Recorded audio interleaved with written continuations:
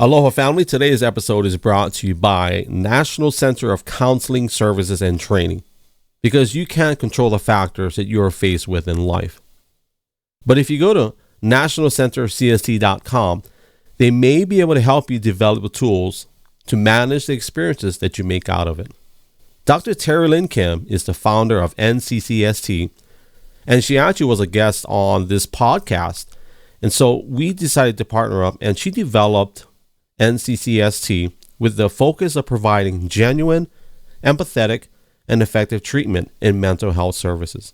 Now, she also has a training center for graduate and postgraduate students, mental health professionals, and Christian counselors that are seeking specialized training. Now, one of the things I want to say, family, if you're going through something really dark in your life and you have maybe nobody to talk to, maybe you don't have access to mental health services in your area or in your city, well, I just want to encourage you to go to nationalcentercst.com, and they have mental health professionals that have adopted what we call a hybrid model that includes in-person and telehealth services, because they wanted to continue helping their clients even through the whole pandemic, and adopting that model has given them access to more clients. And actually now, as someone that is seeking mental health services, they have an extensive roster of therapists that can help you overcome the challenges that you may face. So family, like I said, if you're going through something and you need help, go to nationalcentercst.com. There's a contact form. Let them know that you heard about them through this podcast.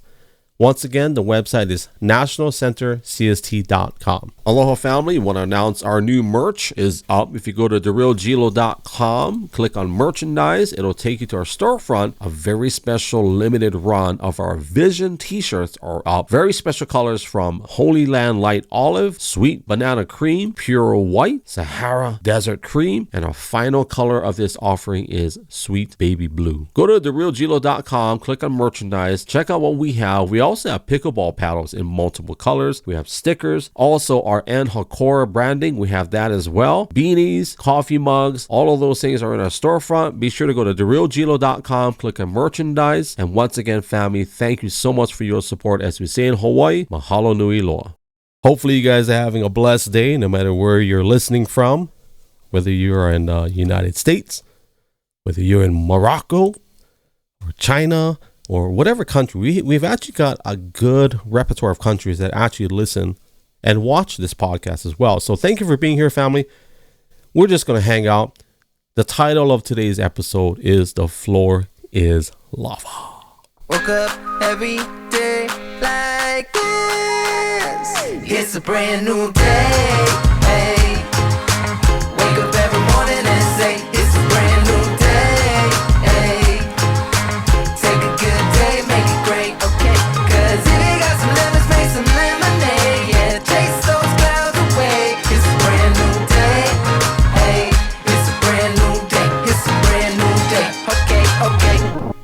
Yes, so I'm actually recording, I guess you can say, a makeshift studio. We have some soundproofing, but I have some windows open. So if you hear an occasional helicopter or some random deer mating call, I'm just kidding, just deer mating call. No, I even said that. My wife is always like correcting me. But fam, I just want to thank you for just being here. And here's what I'll do. First question is, how are you doing? I hope you're having a great day, evening, morning, whatever time of the day it is, wherever you're listening from. And, you know, there's been a lot of things that have happened in the past 5 days. I actually haven't uploaded a podcast in a few days. And my last guest was Christopher Cashin, who was what's the title? He was a childhood friend. He's actually the very first childhood friend, other than I've had some family members on here.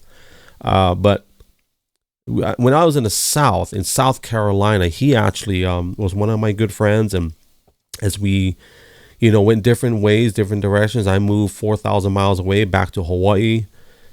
He ended up becoming a worship leader at a mega church, and went through some changes in his life. He ended up becoming a devout atheist for a season for about 10 years. So kind of gave all that up. And now he, on his way back to God, found himself in a much more different space. And we both kind of grew up in a similar DNA or fabric, if you will, in that realm. And I ended up becoming a pastor with my wife, not of a mega church, but a small church. And we kind of had similar journeys in ministry and seeing the back end. But anyways, he was my last guest, and it was kind of nice to have a conversation. Like, it was a very long podcast. It was about 3 hours. And I will say I enjoy doing those conversations. And that's why I do these podcasts. And today's is going to be a little bit shorter just because it's me. I don't have anybody to bounce back unless my wife decides to grab a microphone and we start talking story. But I don't think we're going to do marriage counseling today. We're not going to do a Fight for Your Marriage series. We're probably going to plan that one. But it's always a joy to have my wife on mic, even though we push back and forth a lot. But I tell you this much, if me and my wife start laughing, it's game over, bro. I'm telling you. As we say in Hawaii, bro, game over. But the title of today is The Floor is Love. Before you start trying to figure out why, I really don't know why. I just know that I was giving an update on my Twitter account, on my X account. It's still hard for me to say X because I can't verb it. And I put up a video which was public domain by the USGS. I think it's called United States Geological Survey, something like that. And so my home island actually was erupting. What day is today? Sunday at 3 in the morning, I think 12, whatever time it was. Actually, it was 12 in the morning, 3 in the morning where I was at. So yeah, there was another eruption. And those always get my attention because that particular eruption is about 50 minutes away from my property in the Big Island. And then I actually made a video. And so it was just interesting to see another eruption. And if you watch the video, if you get a chance to watch the video, it's a really bright little mini curtain of lava erupting from this rift. I think they call it the lower rift zone. And when the helicopter flies further, I don't know if it's east, south. I don't know. We don't even say that in Hawaii. We say Malka, Makai, or Eva.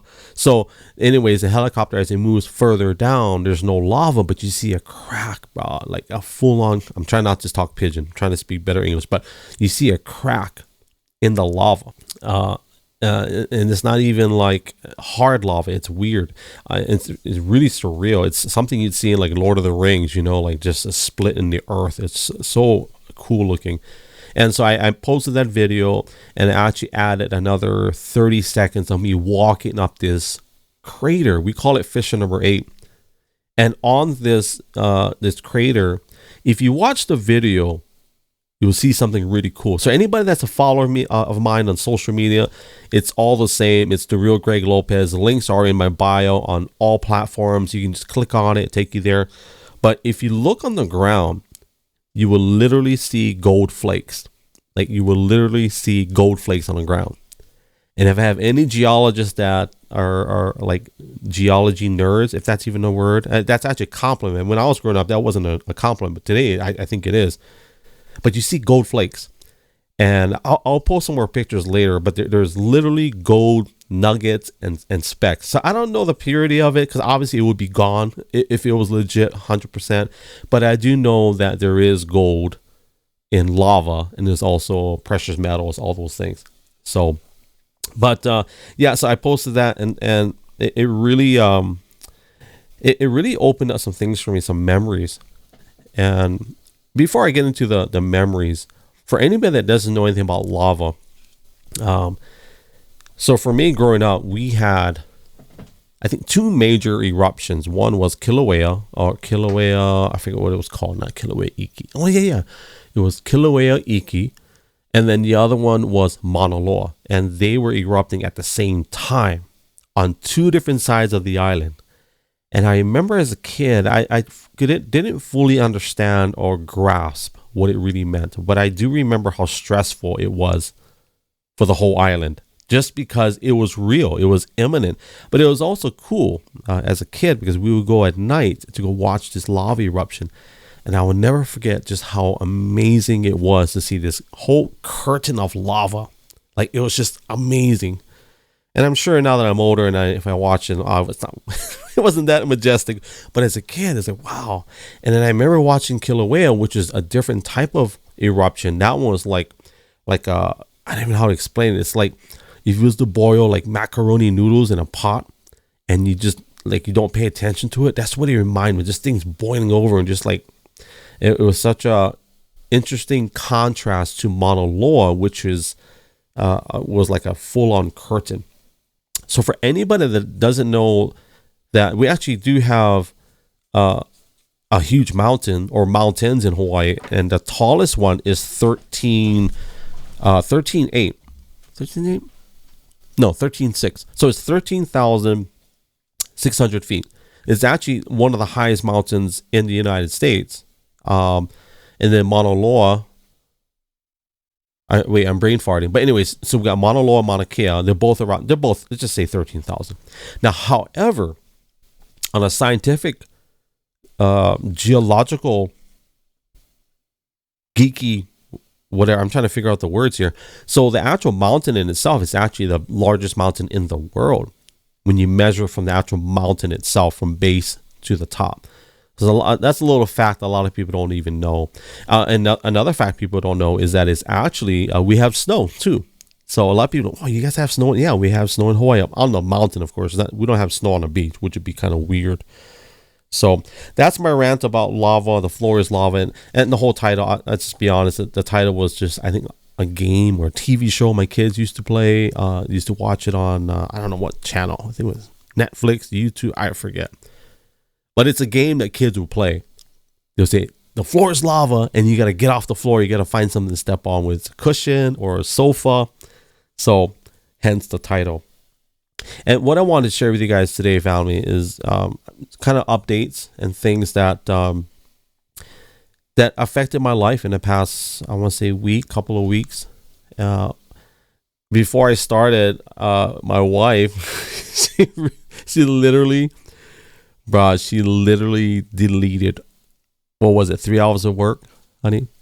Yeah, like she deleted 3 hours of work, and I already had a feeling when she basically screamed under her breath, because I did that last week, 2 weeks ago, where I did 3 to 4 hours, actually more than that, and I didn't save my work, and I accidentally X'd out the wrong window. And I'm like, oh my God, did I actually just delete all of my work? And I did. I was so mad. It's like, I always have you ever been so mad, but you couldn't do anything about it? Like, what am I going to do? And my wife made a comment similar to how I felt. Like, I could punch the screen. I can scream at the top of my lungs and lose my voice. I can go in the car, turn it on, run the AC, and just scream crazy stuff in the car. Well, what I did was I grabbed my hair and I just like massage my head, like very angry, like, you know. It's like, what do? You know, we got kids, right? So can't let them see dad getting out of control for deleting 8 hours of work on his computer because he didn't know which screen to close. That's the downfall of having so many windows open. Sometimes you inadvertently close the wrong window. So we're going to ramble on today, family. I have a bunch of note cards, things that's on my heart today. And I want to share a little bit about, and I'll share some scriptures too, because I like to keep things grounded. But one of the things I did today, which is very funny and interesting at the same time. So I had to change my oil today. And so I'm sitting in line. It's a long line. And I go into Twitter or X, whatever you call it. I'm still going to call it Twitter because you may change the clothing, but the DNA is still Twitter. So anyways, so I decided to go on this conversation. So for anybody that doesn't know what X or Twitter Spaces is, it's like an audio, they call it social audio, but it's like a podcast. It's weird. They integrated video, but anyways, it's audio. So anyways, I grab a mic, and I can't remember the title of this space, and I end up talking, and then I'm inching forward into this garage bay to go change my oil, and I get a phone call while I'm speaking on this Spaces, and it was my wife, and I ended up swiping it out. So I felt really bad because it's my wife. And then I look at so I have two phones, right? I have an iPhone and I have a Samsung for specific reasons, business, and one's more reliable. So I look at I call it my daily driver phone, and my wife texted me like think 7 times. She called me 2 or 3 times. And the progression of the text was, hello. And I'm kind of making it sound light, but basically pleasant, not so pleasant, irritation, anger, and then confusion. So that was the progression of the text. And then, of course, she tries to call me on the other phone, and I had to apologize. And it led me to the topic of another discussion I had later on in the day, where it came to admitting to being right or wrong. And one of the things I talked about was apologizing, even though you may not be wrong, or maybe even if you don't know if you're right or wrong. And for me, there's something that I did today is something that I would not typically do when confronted with a situation like that with my wife. And she'll attest to that. Like normally I would kind of come across defensive, irritated, and angry, but I felt really, really bad. I legitimately felt bad for swiping that phone call because I never do that. The only time I've done that is if maybe, and I can't even think of a situation where I would ever do that with my wife at all. Unless I'm driving and I'll do like those automated texts, but even that's extremely rare. So anyways, I had to have that discussion today. I was in this another space where I talked about, hey, admitting even when you're not wrong, or even if you don't know if you're wrong. And so I really opened up some things when I had that discussion. And some of the things I talked about was apologizing to my kids. And one of the things I will share or encourage any dad or any mother, any parents out there, or grandparents, maybe you're raising your kids. I don't know. It's 2024. I mean, there's a lot of families that maybe don't have both parents for whatever reason. But I would encourage you to apologize to your kids if you ever send them to bed, maybe with the wrong. I don't even know the word. Like sending them to bed wrong. Like that really convicts me. If we're correcting our children and then we don't give them all the affection, love, and kisses before they go to bed, that bothers me. And so I can't even count how many times, but there have been times where I had to wake my kids up and tell them, Daddy, sorry, I was wrong. And I when I was growing up, I didn't get a lot of that, but I did get quite a few. I want to say maybe 4 or 5 times where my dad would wake, or my mom, actually my mom would wake me up. She would talk to me for hours, and I'm sleeping or half asleep. But now that I'm an adult and I have my own kids, I appreciate what she did. And sometimes they would wake me up because we still had to work some things out. And I think I'm like 13, whatever age I was a teenager. But it led me to the other part of the discussion today where talking about, am I going to be humble enough to say that I was wrong? And a lot of times to diffuse stressful situations, like if you're in a marriage, is understanding, hey, maybe I should not take the high road or the low road. That's not what I'm saying. It's like maybe, like what if you were able to just diffuse a stressful argument or disagreement or a fight by just saying, you know what, I'm sorry. And I told my wife something today. I just now remembering this. I told her, honey, I'm so sorry. Will you please forgive me? And I don't say that a lot. And I had to remind her, honey, I'm not trying to manipulate you. I'm honestly saying, would you please forgive me? Because I really felt, even now I'm thinking about it, I feel bad. I'm getting teary-eyed just thinking about it. It wasn't even that big of a deal, I don't think. I don't know. I'm going to talk to my wife later and ask her, give me a rating, 1 to 10, how severe it was. But I literally said, honey, I'm so sorry. Would you please forgive me? I didn't mean to make like I was trying to avoid you. But what if we're able to get to the place, no matter who's right or who's wrong, what if I can just say, you know what, I'm sorry? Can you imagine how amazing that is? Like how it can diffuse any situation. And then if your significant other is like, wait, why are you doing this? Like, are they getting suspicious? I would just say, look, I don't know yet. I want to step back and see, maybe I am wrong, maybe I'm not, maybe we can talk it over, but I am sorry. I don't want to fight. I don't want to argue. I don't want to have any additional stress for the day. And yeah, I was like, wow, okay, well, what a great outlook. And it led me to this passage in the scripture that I shared. I don't know who I shared it with. I can't think right now, but it was out of Ephesians chapter 4, 26 to 31. I won't read the whole thing, but it says that don't let the sun go down while you're angry. And that's one of the things my parents, and that's why they woke me up in the middle of the night, is because they didn't want me sleeping with that on my heart. Because God forbid that something would happen. There's a very famous quote that a dear friend of ours, he was also a business leader in our business we had many years ago. And I'll talk about that. I'm going to write that down. But he said, the pain of regret far outweighs the pain of discipline. I'm going to say that one more time. The pain of regret far outweighs the pain of discipline. Now that applies to business. That's how, I took the notes on that during one of our business conferences. But I remember my parents waking me up in the middle of the night to have these discussions, these hard talks, like, hey, I'm sorry, we got to work this out. Let's talk this through.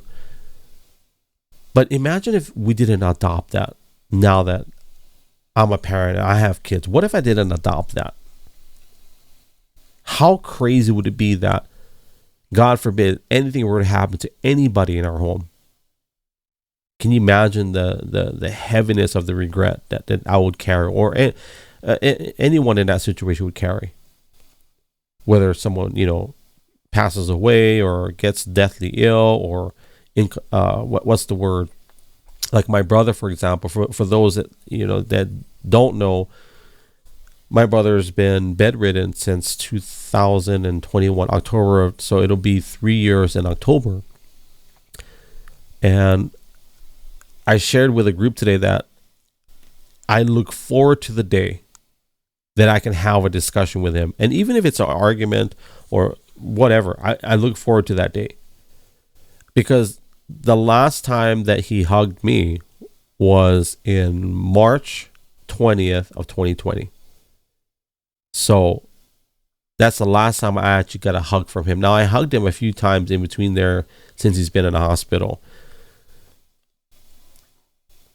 So going back to that passage, Ephesians 4:26 through 31, it says that, and the gist of it is basically, do not let the sun go down while you're angry. And it's talking about anger, of course. Like, don't let, sin, and don't let it control you, right? Don't let the sin of anger, letting the anger control you, because it'll lead you to sometimes dark places. And one of the great things I shared, I want to say 3 weeks ago with a group of people, was about Mike Tyson when he lost his daughter, how he went to that dark place and almost did something he would regret probably for the rest of his life. But one of the things he said was two things that got my attention. One was, he said, who am I to react in such a detrimental way that would cause harm to a group of people when all they are, they're here at the same hospital just like me, grieving the loss of their children. Who am I to inflict this damage upon these people just because I'm angry, just because I'm selfish? And of course, years later, he was doing a podcast, and the guy had asked him, how did you overcome losing your daughter? And Mike Tyson said, I haven't. I haven't gotten over losing my daughter. He says, but I just know I gotta keep pushing forward. I gotta keep pushing through. And it just reminded me of that quote that I brought up earlier, that the pain of regret will far outweigh the pain of discipline. So if there's any word of encouragement from this segment I want to share with you guys, is put in the work. Do what you got to do. And one of the things, man, there's so much. I have so many notes that I want to share with you guys, and I'm actually going to wind it down. This would be a very short one. This is actually going to be my shortest one ever. But Another thing I'll share with you, and I'll close it out, is there's a post that I put up on one of my social medias on, I think it's on Twitter. Is it Twitter? Yeah, it was Twitter, about monetization. And I know we're going through all kinds of topics today, but this is what's on my heart. And one of the things that I remember, now I'm gonna share. I think I'm gonna go over 30 minutes today. But I shared a story about monetization, and I said, if you're waiting for social media to monetize you, and maybe it's taking a long time, well, go out and go monetize yourself. And so I shared this story about Pedigo electric bikes. So there's a company in Kailua, Oahu, that had electric bikes. And I don't know how I found out. I think I seen these Japanese tourists riding these bikes. And I remember thinking to myself, bro, I would love to have one of those bikes. So I'm thinking, I would love to have one of these bikes. So I had this idea. What if I just go ask them, hey, like, can I get a bike and maybe promote it and do social media content? And so I sat with, I can't remember her name. I think it was Janelle. She's one of the marketing people for the company. And then Mark was the owner. And I said, hey, this is my pack. I made my own media packet. I don't even know if that's what you call it. But in this media packet, basically I was marketing who I am and what I did. And basically I presented these numbers. And at the time, we didn't have all the fancy companies that you have today where you just pay them like $100 or $250 and they put together a media package for it. I had to do it myself. So I had to watch all my replays and on all my socials and look at these numbers and likes and shares. And so I came up with this list and said, hey, this is my audience. I can't guarantee anything except that I'm going to show you products off and this is what we're going to do. So the agreement was, I can't remember the percentage. I want to say in the ballpark of 10%. Usually most companies is 10, 15%. And so the agreement was, I get a bike as a demo. I can take it home. I take it to work. And it was so fun. But if you've never ridden an electric bike, it's fun. And the ones I rode was, it was pretty fast. It went up to 25 miles an hour. And I think it was like a 25-mile range. And I think my job at the time, so if you've ever followed me on social media, I literally lived in Kailua and my job was like a mile away or 2 miles away, and I had fun. So anyways, in the area of monetization, this agreement was, I promote your products, you give me a bike, if I need any service I bring it in, you guys fix it. And so I wasn't able to sell any bikes for them. I did my best, even with the reach. But the thing is, the customers or the reach that I would have had, the majority of them were not in Hawaii. So that didn't quite fare out too well. Now, if I had gotten a corporate sponsorship through Pedigo, that might have made more sense. But this is more of a localized sponsorship deal, which didn't quite pan out. Took the bike back in. I apologized and said, hey, I'm sorry. I tried my best, and I didn't fail, but I learned a lot. And while I was sharing that story and typing it out, it was brought to my memory. So there was I'm an Android guy by heart. That's me. I love Android. I love the platform. I love the fact that it's open source. I like the fact that it operates off of Linux. I like the fact that you can customize everything. The build quality on my Samsung is so much better than the iPhone. The iPhone is great, but the specifications on my Samsung Galaxy is so much better than my iPhone. The iPhone is pretty, it's beautiful, it's reliable, but that's pretty much it. Now there's a joke, and I'm going sideways here, that the iPhone really hasn't changed in the past 10 years or 15 years. And they keep saying that every year. This is the newest, most advanced iPhone we've ever had ever, or most beautiful, right? So anyways, going back to the Android loyalty that I had. Well, we had there's a guy that we met. I'll just say he was a neighbor. And if you follow me on social media, you may have met him. I can't remember his last name, but his name was Mike. and I've done live streams with him before. And at the time, he couldn't tell me who, or he couldn't tell you guys publicly who he was working for. But the affiliate, or I can't remember how it worked. But so basically, I was sponsored a iPhone 7 Plus through his company. So I got an iPhone 7 Plus through his company. And to this day, I don't know how he did it, honestly. I just know that it was the parent company was T-Mobile. So any type of reference I made to the phone, I would have to say, hey, this is through T-Mobile. I couldn't say the company. I don't know why. And to this day, I can't remember why he told me that. It was kind of weird, but it was cool. Because I could say, hey, guys, I got this new phone. I'm an iPhone guy now. And I got it through T-Mobile. Now, I also had to put a disclaimer that this is not through T-Mobile, the corporate headquarters, because then that would be misleading. It was actually through a local company. So I don't know, maybe I got it illegal. I really don't know. But so going back to monetization, and I know that's not a direct monetization, but I was getting products from various companies, and that same person. And wait, do we have that? Yeah, we do. So we actually have the DNA of that computer right in front of me. So one of the things that we were also blessed with through this person was a MacBook Pro, an Apple MacBook Pro. And it was was it a hot rodded version? I can't remember. I can't remember. But what I do know is that it was souped up. So my daughter spilled water on the computer, took it to my friend who, he kind of upgraded it for us because it was a 2012 model. He says that model, you can upgrade it. Like you can hot rod it. Like, I don't know the word. Like you can soup it up basically. So anyways, so I'm lining all these things up, family, in the area of monetization. For anybody that's a content creator that is struggling to find some type of revenue stream, and I'll be very transparent, like we don't get a lot, and actually it's been kind of far few in between, but over the years I will say that it's been a blessing. One of the companies that has stuck with me all these years is Arkon Mounts. So if you ever heard my ads, I'll say, hey, this broadcast is brought to you by Arkon.com, Arkon Mounts. Well, I remember meeting up with the owner of the company, one of the owners of the company in California. As a matter of fact, me and Joey, for those of you that don't know Joey, he had a company called Egg Drop, and we did a lot of great things together with him.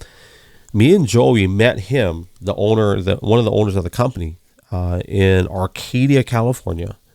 And I never forget, he took us to this restaurant. I can't even remember the name of it. I'll look it up. But it was a dim sum restaurant.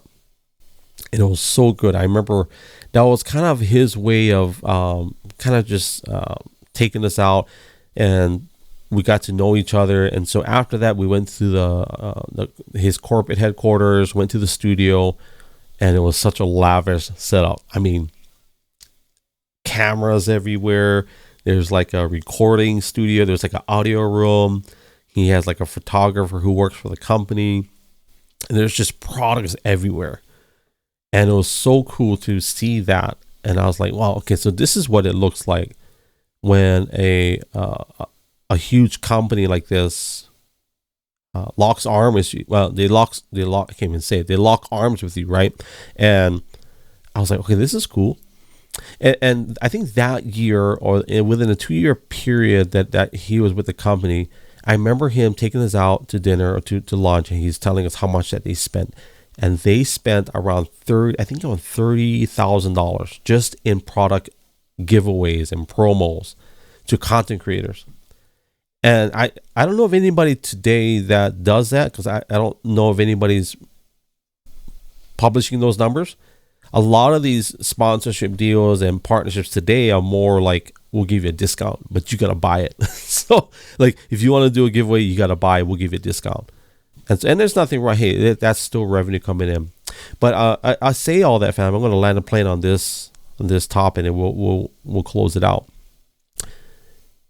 For anybody that is, maybe you're on Instagram, Facebook. I don't know if anybody's still on Facebook other than like my family. Like, I don't know a lot of people that are creating new content. There's a lot of people that I think I want to say news type media. That's what I see, and that's my perception. That's how I found out about the lava flow, was through actually Facebook. Or if you're on TikTok or YouTube, whatever platform you're on, if you're struggling to come up with some kind of content, I said this today, that if you're at a place where you're comfortable sharing your life, whatever it is you do, whether you do crafts, or maybe you do podcasting, maybe you do short videos, if you're at a place where you're comfortable sharing your life and you can put it out there on social media, then you've got something special. But the minute that you go on a social media to say you're a content creator and you're basically just, I call it copy and pasting content creation, where you're basically taking other people's content and just repurposing it as your own. I think you will get some impressions, you will get some views. I don't feel that in the long run that's going to benefit you, because you would just be someone that reposts it. And I don't know but I'll just say this: if you're in a place where you're trying to find content to create, what are you passionate about? Are you good at talking to people? Are you good at writing material? Are you good at writing jokes? Are you good at doing funny videos? There's a content creator on Twitter, on X. Can't remember his username. I'm just going to say Erock, Eric Erock. Can't remember his name, but he makes some really funny original videos. And so I say that if I'm going to land the plane on the content creation and the monetization model, is that if you're willing to share and be not necessarily transparent on things that are sacred, like, family and locations, if you're not comfortable with it, then that's one thing. And I wouldn't encourage that anyway. But get into a place where you can share content that's yours. Because there will always be somebody that can create or show something better or more beautiful than what you do. But the one thing that they cannot take away from you is things that are you, or from your heart, things that are legitimately organic, authentic. That's your stuff. Or like for me, I've been saying this lately, is that everything that my wife and I do, whether it's her ministering to people via Zoom meetings, or whether we're on social media, whatever it may be, everything is centered around relationship. So some people have found me through drone videos. Some people have found me through ocean scenery things, live streaming. And when I came to the realization that once you are able to form a relationship with people, then they'll stay, and then they'll come back.